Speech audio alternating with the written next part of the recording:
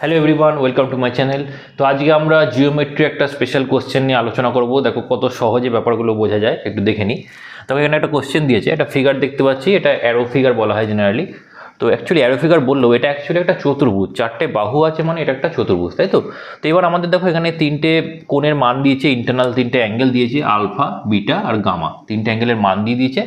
আর কি বলেছে, find the value of x, মানে বাইরের দিকে একটা কোণ আছে, সে ভ্যালুটা বের করতে বলেছে, ঠিক আছে। তো আমরা কি করব, আমরা একটু বুদ্ধি করে ব্যাপারটা ক্যালকুলেট করি। দেখো এখানে আমরা কি করব, এখানে ভেতরের দিকে চতুর্ভুজের তো চারটে কোণ হয়, তো চারটে কোণের মধ্যে তিনটে কোণ আলফা বিটা গামা দেওয়া আছে। ভেতরের দিকের একটা কোণকে আমরা কি ধরে নিই, কিছু একটা ধরে নিলাম। ধরো আমরা ধরে নিচ্ছি ভেতর দিকে একটা কোণ হচ্ছে এ ধরে নিলাম, ঠিক আছে।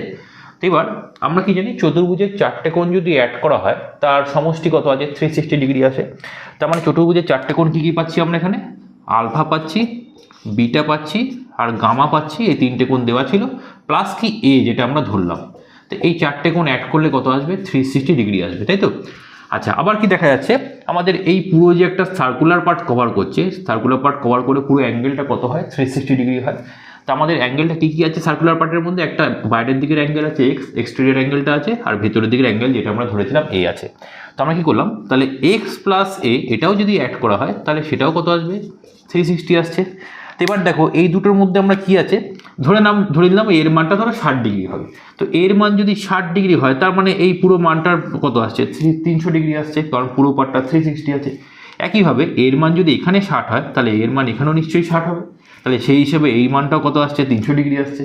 তার মানে ব্যাপারটা ইজিলি আমরা কি বুঝতে পারছি, এক্স ইকুয়াল টু কি লেখা যেতে পারে এখানে, এক্স ইকুয়াল টু হচ্ছে alpha plus beta plus gamma, তাই তো। তার মানে অ্যান্সার হচ্ছে কি আমাদের অপশান সি। তো এক্স ইকুয়াল টু হবে alpha plus beta plus gamma.